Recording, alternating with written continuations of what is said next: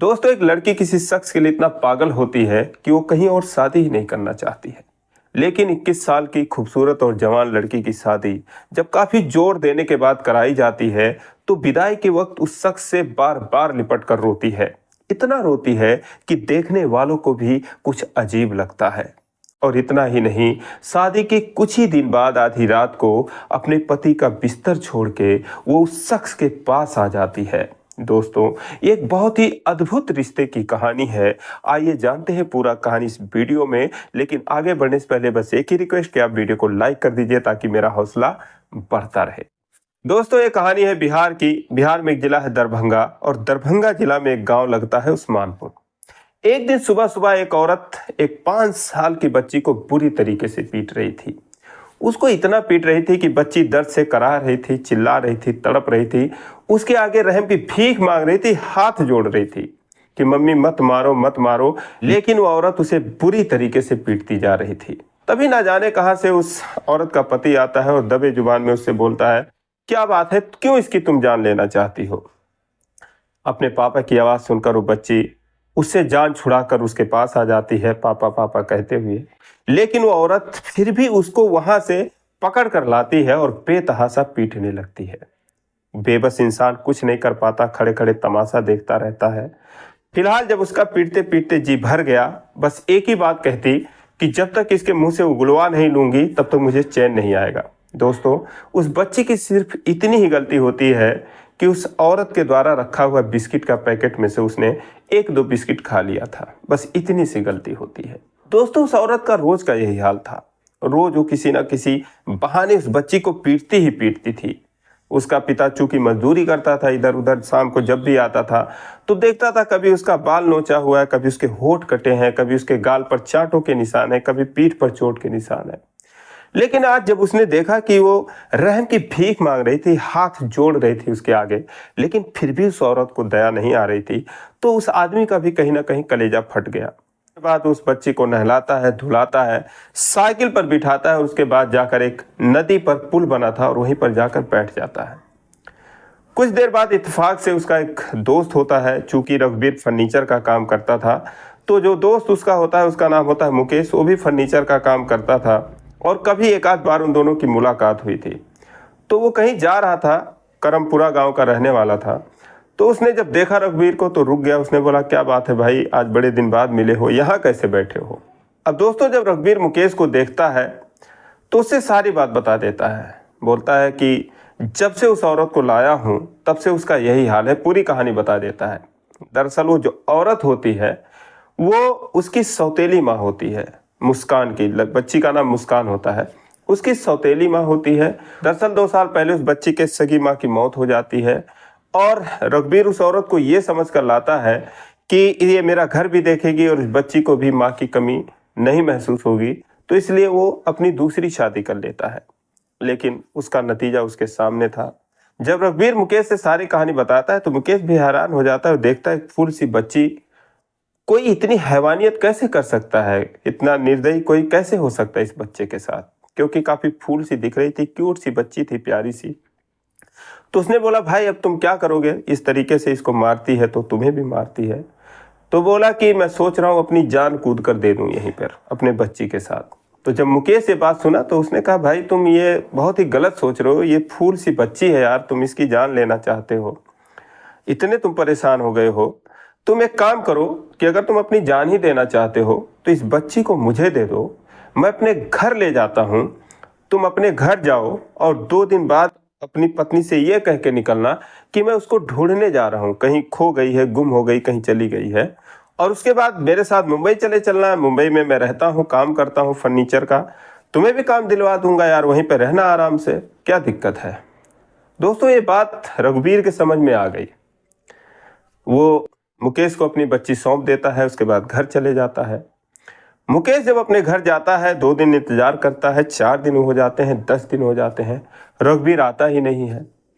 अब जब मुकेश के घर वाले होते हैं, उसके माँ बाप होते हैं, उसकी बहन होती है, एक भाई भी होता है उसका छोटा, ये बड़ा ही था, 24 साल उम्र थी मुकेश की। तो उसको कहते हैं कि अरे क्या बात है, इसको तू ले आया और ऐसी ऐसी कहानी बता रहा था, बच्ची को लेने वाला कोई आया नहीं, जाके देख इसका बाप कहाँ गया, क्या हुआ।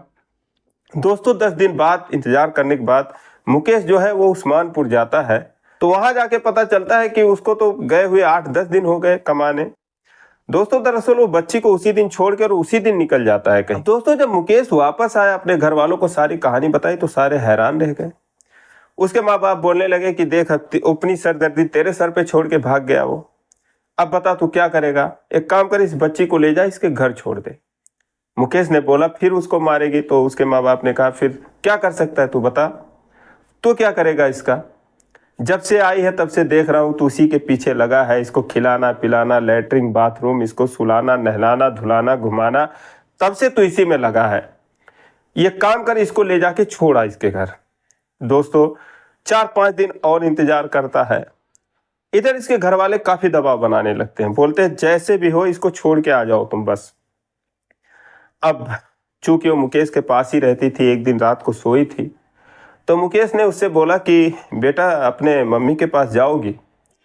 दोस्तों इतना सुनते ही जैसे उसने कोई डरावना सपना देख लिया हो, डर गई, उसे चिपक गई, रोने लगी, बोली कि नहीं मैं नहीं जाऊंगी, मुझे मारती है, बहुत दर्द होता है, मुझे बहुत डर लगता है। अब दोस्तों मुकेश को रात भर नींद ही नहीं आई। वो सोचने लगा क्या करूं। अगले दिन जब काफी दबाव बनाने लगे उसके माँ बाप की, आज इसको तू छोड़ के ही आ जा, तो उसने बोला ठीक है, मेरा पैक वैक कर दो, कुछ रोटी वोटी बना दो, ऐसे इसको छोड़ते हुए मैं मुंबई निकल जाऊंगा। दोस्तों हुआ ऐसा ही। उसने अपना कपड़ा लत्ता लिया, उसके बाद उस बच्ची को लिया और सीधा निकल गया मुंबई, बच्ची के साथ ही। मुस्कान उसका नाम था। तो मुस्कान को बोला बेटा तुम मुझे पापा बोलना, अंकल मत बोलना, पापा बोलोगी तो तुम्हें टॉफी दूंगा, ये करूंगा वो करूंगा। तो उसको पापा पापा कहने लगी। अब वो मुंबई गया, चूंकि मुंबई में जहाँ वो काम करता था उसके गांव के और लोग थे, तो वहाँ उसने जाना ठीक नहीं समझा। तो मुंबई से दूर एक महाराष्ट्र में एक जिला पड़ता है सतारा, काफ़ी दूर है। सतारे में एक तालुका लगता है वाई। वाई में वो कुछ दिन पहले काम किया हुआ था, तो उसको जगह थोड़ा मालूम था। वो चला गया सतारा, वहाँ गया, एक मकान लिया किराए पर और उस बच्ची के साथ वहाँ पर रहने लगा। चूंकि वो फर्नीचर का काम करता था, 5 साल की बच्ची थी, तो काम पर जब भी जाता तो उसको साथ लेके जाता, अपने साथ लेके आता। 1-2 साल तक वो यही करता रहा। उसके बाद जिस मकान में रहता था, मकान मालकिन और मकान मालिक जो थे, उनसे बताया हुआ था कि मेरी अपनी बेटी है और इसकी माँ की मौत हो गई, तो वहाँ पर कोई देखने वाला नहीं था, तो इसीलिए मैं इसको अपने साथ ही ले आया, किसी को कोई दिक्कत नहीं थी। लेकिन जब उसने देखा, उन लोगों ने देखा कि 2 साल से बेचारा परेशान होता है इस बच्ची के पीछे, इतना इसको संभालता है और जान से ज़्यादा प्यार करता है, दुलार करता है, तो उन्होंने, वहाँ पे और भी महिलाएं थीं, उनके और भी बच्चे थे, तो लोगों को थोड़ी उसके हमदर्दी हुई। उसने बोला कि भाई एक काम तुम करो कि हमारे बच्चे जाते हैं पढ़ने, तुम भी नाम वाम लिखवा दो और हम भी इसको स्कूल छोड़ देंगे, ले आएंगे, देखभाल करते रहेंगे। और तुम कितना परेशान होगे, तुम कह रहे हो दूसरी शादी भी नहीं करोगे। तो दोस्तों मुस्कान का उसने एक नाम लिखवा दिया स्कूल में और उन बच्चों के साथ स्कूल जाने लगी। उसके बाद फिर 2006 में वो निकला था, 2010 आ गया, 4 साल हो गए। इधर मुकेश के घर वालों को जरा भी भनक नहीं लगी कि मुकेश किसी उस बच्ची को लेकर भी गया है। ज्यादातर बात जब वो सो जाती तब करता या फिर बाहर रहता तब करता। इस तरीके से वो 4 साल तक छुपाए रखा इस बात को। इस बीच में अपने घर वालों को पैसे भी देता रहता। लेकिन जब 4 साल बीत गए तो उसके घर वाले बोले कि उसको शादी वादी भी करनी है, आया नहीं, क्या बात है इतने दिनों तक। वो उस पर दबाव देने लगे कि नहीं अब तुम आओ और तुम्हारी शादी होनी है। तो बोला मुझे शादी नहीं करनी अभी। तो लोगों ने बोला अच्छा ठीक है, तुझे नहीं करनी है तो तेरी बहन की जवान हो गई, उसकी शादी करनी है, उसकी शादी पड़ गई है, अब तुझे तो आना ही पड़ेगा। अब दोस्तों करे तो क्या करे, मकान मालकिन जो थी, जो मालिक थे, उसने उनको पूरी सच्चाई बता दी कि देखो भाभी जी ऐसा है कि जो बच्ची है ऐसे ऐसे मेरे साथ रह रही है, मैं परेशान हूँ, मैं क्या करूँ, ये बच्ची मेरी जिंदगी है और मैं इसे छोड़ नहीं सकता। वास्तव में वो जो मुकेश था वो उस बच्ची के आगे सबको भुला चुका था। उसके प्यार में, दुलार में उससे इतना प्यार करता था कि और उसको कोई दिखता ही नहीं था। तो जब मकान मालकिन ने सारी कहानी सुनी तो फपक कर रोने लगी। उसने बोला भैया तुम तो इतना महान काम किए हो, इसको अपनों ने ठुकरा दिया और तुम इसको लेके इतना तपस्या कर रहे हो। तो उसने बोला भाभी जी मैं यही चाहता हूँ, मैं 1 हफ्ते के लिए गाँव जा रहा हूँ, आप लोग किसी तरीके से इसको अगर देख लेते मेरे बच्ची को तो मेरी थोड़ी जो चिंता है वो दूर हो जाती। तो मकान मालकिन ने कहा भैया हम इतना भी नहीं कर सकते, अरे तुम इसको छोड़ जाओ 10 दिन के लिए, 15 दिन के लिए, 1 महीने के लिए, जितना दिन मर्जी छोड़ जाओ, जैसे हमारे बच्चे हैं वैसे ये भी रहेगी और उनके साथ ही रहेगी, हम उसे ऐसा ही प्यार देंगे, वैसा ही खाना देंगे, चिंता मत करो, तुम जाओ, ये स्कूल जाएगी आएगी, हमारे लिए कोई दिक्कत नहीं है। दोस्तों बच्ची को छोड़ दिया, बोला बेटा मैं बाहर जा रहा हूँ, आ जाऊँगा कुछ दिन में, तुम आंटी को परेशान मत करना। उसके बाद दोस्तों चला आया गाँव आया, वहाँ पर उसके बहन की शादी पड़ी थी, शादी हुई और उसका मन लेकिन वहाँ पर लगता नहीं था बिल्कुल भी, एकदम बस मुस्कान के लिए ही वो हमेशा चिंता में रहता था। दिन में 10 बार फ़ोन लगा देता था कि भाभी जी कैसी है, मुस्कान से बात करा दो। तो बोली भैया तुम चिंता मत करो, तुम जिस काम के लिए गए हो अपना काम करो, ये हमारे पास से खुश है। तो उसका मन लग नहीं रहा था, मुश्किल से वो 10 दिन था, उसके बाद फिर वो पहुंच गया अपने बेटी के पास। अब उसको जैसे ही उसने देखा, मुस्कान ने भागते भागते आई, मेरे पापा आ गए, मेरे पापा आ गए, आके उससे लिपट गई और मुकेश ने भी उसको सीने से चिपका लिया, ऐसे लगा जैसे बरसों बाद मिल रहा हो। उसको किस करने लगा, उसके बाल वाल संवारने लगा। ये सब देख के जो मकान मालकिन थी उसके आंखों में आंसू आ गए, जिन्होंने भी देखा उनके आंखों में आंसू आ गए, इस तरीके से बाप बेटी का प्यार देखकर। तो दोस्तों इस तरीके से समय बीतता गया। मुकेश समय समय पर गांव आता रहता था, पैसे भेजता रहता था, बातें करता रहता था। उसके बहन की शादी हुई तब आया, भाई की शादी हुई तब आया, 3-4 बार इसी तरीके से आया, लेकिन किसी को नहीं पता कि ये बच्ची उसके साथ ही रहती है। दोस्तों ऐसे ऐसे समय बीतता गया। समय के साथ मुस्कान और मुकेश में जो प्यार था, बाप बेटी का रिश्ता था, और मजबूत होता गया और बढ़ता गया। मुस्कान उसको दिन में 10 बार फोन करती, पापा लंच किए कि नहीं किए, नाश्ता किए कि नहीं किए, चाय पिए कि नहीं किए, हमेशा दिन भर लगी रहती थी। मुकेश भी उसको फोन करता, बेटा क्या खाएगी, क्या करेगी। तो इस तरीके से मुस्कान की उम्र 18-19 साल की हो गई। अक्सर इस उम्र में लड़कियां फ्रेंड दोस्त तमाम बनाती हैं, लेकिन मुस्कान के लिए सारी सब कुछ उसके पापा ही थे। उसको टाइम ही नहीं मिलता था अपने पापा के अलावा और कुछ सोचने का। और मुकेश का भी यही हाल था, उसने अपनी पूरी जिंदगी कुर्बान कर दी उस बच्ची को पालने में। दोस्तों कोरोना आ गया, पूरे देश में लॉकडाउन लग गया, बहुत सारे लोग शहर से गांव की तरफ आए। इस बीच में किसी ने मुस्कान से कहा कि मुस्कान तेरा कोई नहीं है क्या गांव में, तुम लोग गए नहीं। अब मुस्कान के दिमाग में बात बैठ गई, अपने पापा से बोलने लगी, मुकेश से बोलने लगी, पापा आप मुझे गांव क्यों नहीं ले जाते, मुझे मेरी किसी से बात नहीं कराते, क्या वहाँ पर कोई नहीं है हमारा, मुझे प्यार करने वाला कोई नहीं है, कोई नहीं है। उसने बोला नहीं दादा है, दादी है, आप पैसे भेजते हो, बात करते हो, मुझे गांव चलना है तो चलना है, मैं ये नहीं जानती। अब दोस्तों वो काफ़ी जिद करने लगी। लॉकडाउन जब ख़त्म हुआ तो उसने सारी बात जो है वो मकान मालकिन को बताई, और उसको पता भी था क्योंकि उसके सामने वो जिद करती थी, उससे बोलती थी आंटी इनको बोलो मुझे गांव लेके चले, पापा को बोलो मुझे गांव लेके चले, घुमाए। तो फिर मुकेश ने जो मकान मालकिन थी, मालिक थे, उनको बताया कि ऐसे ऐसे कर रहे, बताइए आप लोग मैं क्या करूं, अभी वहाँ मैं लेके जाऊं तो मेरे बच्ची को लोग जीने नहीं देंगे, इसका दिल दुखाएंगे, इसको उल्टा सीधा कहेंगे, और मेरा इसके सिवा कोई, अब मैं किसी को मानता ही नहीं कि कोई है मेरा, तो इसलिए मैं क्या करूं, आप ही लोग बताओ। तो जो मकान मालिक थे, मालकिन थे, उन्होंने कहा कि भैया तुम सही कह रहे हो, वहाँ पर लोग उल्टा भी सोच सकते हैं, जैसा आप सोच रहे हो उससे भी उल्टा सोच सकते हैं। तो एक काम करो कि हम भी चलते तुम्हारे साथ और वहाँ पर लोगों को बताएंगे, समझाएंगे। दोस्तों ऐसा ही हुआ, जब अप्रैल मई में गर्मियों की छुट्टी पड़ी, उसके बाद मकान मालकिन, मालिक, मुस्कान और मुकेश, ये चारों लोग गांव के लिए रवाना हुए। जब गांव लोग पहुँचे करमपुरा गांव में, तो वहाँ पे लोग हैरानी भरे नज़रों से देख रहे हैं कि आखिर मुकेश के साथ ये लोग कौन है, क्या माजरा है। 1 घंटे में सबको बात पता चल गई कि क्या क्या है, ऐसे ऐसे है। अब सारे लोग आके मुकेश की तारीफ कर रहे हैं, कोई कह रहे हैं भाई इतना कोई नहीं करता, इसने जितना तपस्या किया है किसी गैर के लिए, किसी और के लिए। लेकिन उसके जो माँ बाप थे वो लोग करे तो क्या करे, नेक काम तो उसने किया ही था, लेकिन उसके पीछे उसकी ज़िंदगी इतनी बर्बाद हुई थी, उसका क्या। तो इस तरीके से उनके समझ में नहीं आ रहा तो क्या करें, किसको दोष दें, तारीफ करें, क्या करें। दोस्तों पूरे इलाके में 2-4 गांव में ये बात फैल गई। सब लोगों ने कहा कि चलो जो हुआ सो हुआ, अब मुकेश को अपने भी बारे में सोचना चाहिए, मुस्कान की कहीं शादी वादी कर देनी चाहिए। अब दोस्तों जब मुस्कान को एक खबर लगी कि उसकी शादी के लिए लोग बात कर रहे हैं, तो अपने पापा से बोलने लगी, पापा मुझे शादी नहीं करनी, मुझे कहीं नहीं जाना, आपके साथ ही रहना, आपको छोड़ के मैं नहीं जाऊंगी, आप अगर अपने से मुझको अलग करोगे तो मैं मर जाऊंगी, मैं आपके बिना नहीं रह सकती। अब दोस्तों अपने पापा से लिपट कर रोने लगी। अब सब लोग देख रहे हैं हैरानी से कि 21-22 साल की लड़की एक बच्ची की तरह कैसे अपने पापा से लिपट के रो रही है, पापा मुझे शादी नहीं करना, ये वो।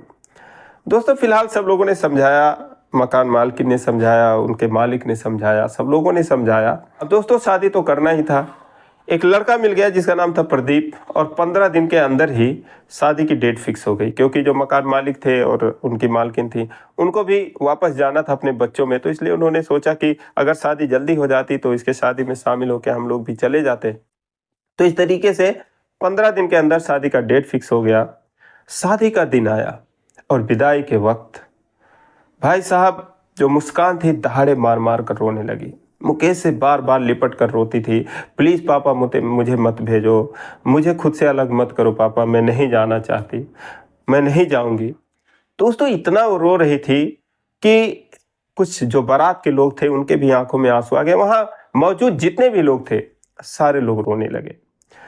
लेकिन उसकी विदाई हुई और उसका जो पति था प्रदीप, उसने देखा कि उसकी बीवी काफ़ी दुखी है, तो जब उसका शादी की पहली रात थी तो उसने सोचा चलो थोड़ा अपने पत्नी का मूड ठीक कर देते हैं, थोड़ा बातचीत करते हैं। तो प्रदीप ने उससे पूछा कि किसी की याद आ रही है, तो उसने बोला हाँ पापा की। तो उसने बोला अच्छा ये बताओ कि तुम्हारी ज़िंदगी में सबसे अच्छा दिन कौन सा था। तो मुस्कान ने कहा मुझे नहीं पता सबसे अच्छा कौन सा दिन था, लेकिन सबसे बुरा दिन आज का है, ये मुझे याद रहेगा कि आज ही के दिन मेरे पापा ने मुझे अपने से अलग कर दिया। उसके बाद प्रदीप ने कहा कि अच्छा ये बताओ कि अगर तुम्हें पूरी दुनिया घूमने का मौका मिले तो किसके साथ घूमोगी। तो मुस्कान ने कहा मुझे कहीं नहीं घूमना, मुझे कहीं नहीं जाना, मेरी दुनिया मेरे पापा ही हैं, मैं अपने पापा के ही साथ रहना चाहूँगी, चाहे मुझे कहीं भी रहना पड़े। अब दोस्तों अपने पत्नी का मूड ठीक करने के चक्कर में प्रदीप का ही मूड खराब हो गया, वो करवट बदल के सो गया। फिर अगला दिन हुआ, अगली रात आई, दोनों ने दाम्पत्य जीवन की शुरुआत करी। प्रदीप काफ़ी खुश था इतनी अच्छी बीवी पाकर और उसका ख्याल रखने लगा बहुत अच्छे से, उसके हर एक छोटी छोटी चीज़ों का ख्याल रखता था। लेकिन मुस्कान जो थी वो उससे बस यही जिद करती थी मुझे मेरे पापा से एक बार मिलवा दो, एक बार मिलवा दो। काफ़ी जिद करने लगी, लेकिन वो कल जाएंगे ऐसा करते करते काफ़ी दिन टाल दिया प्रदीप ने। तो उसने एक दिन कहा कि नहीं मुझे जाना है तो जाना है, मुझे अपने पापा के पास जाना है, बस उनसे मिल के मुझे चले आना है। प्रदीप ने सोचा चलो ठीक है, अब अपने माँ बाप से एक बार सोचा पूछ लूँ, क्योंकि उनसे डरता था, काफ़ी आज्ञाकारी पुत्र था उनका। तो दोस्तों जब प्रदीप था वो अपनी माँ से बोला कि मम्मी अगर 1-2 घंटे के लिए इसको इसके मायके घुमा लाऊं, इसके पापा से मिला लाऊं, जिद कर रही है, क्या कहती है तू। तो उसकी मम्मी ने कहा जिद कर रही है तो पंख लगा दे, उड़ती रहे, हम लोग तमाशा देखते रहें, अभी से घुमा भाई, तेरी पत्नी है, तू जो मर्जी कर, हम लोग कौन होते हैं, क्यों पूछ रहा है हमसे, कान खोल के सुन ले, 1-2 महीने ये कहीं नहीं जाएगी यहाँ से। अब दोस्तों ये सब बात मुस्कान सुन रही थी, क्योंकि वो तो काफ़ी एक्साइटेड थी कि अभी मम्मी बोलेंगी हाँ ठीक है जाओ घुमा लाओ। ये बात सुन के वो अपने कमरे में आई, प्रदीप भी आया, रोने लगी प्रदीप से कहने लगी इसीलिए मैं शादी नहीं करना चाहती थी, मुझे पता था कि मेरे पापा के बारे में कोई नहीं सोचेगा, वो समय से खाते नहीं, उनको टाइम का ख्याल नहीं रहता, समय से नाश्ता नहीं करते हैं, अब उनका ख्याल कौन रख रहा होगा, एक बार प्लीज़ मुझे लेके चलो, नहीं लेके चलोगे तो मैं खुद चली जाऊंगी। अब दोस्तों प्रदीप की हिम्मत तो थी नहीं, वो तो चाहता था कि ये जाए, लेकिन उसकी हिम्मत थी नहीं, वो लेके जाए, उसको घुमा के लाए।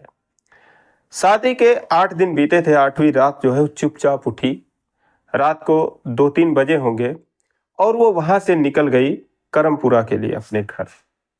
रास्ते में सीधा सा रास्ता था, इसीलिए वो पहुंच गई, और जब वहां पहुंचती है तो सुबह हो चुकी थी, सारे लोग जाग चुके थे, उठ चुके थे। उसको देखते ही सारे हैरान रह गए। मुकेश भी जो है उठ के बैठा था, वो मुकेश को देखते ही जाके लिपट गई और उसके बाद रोने लगी।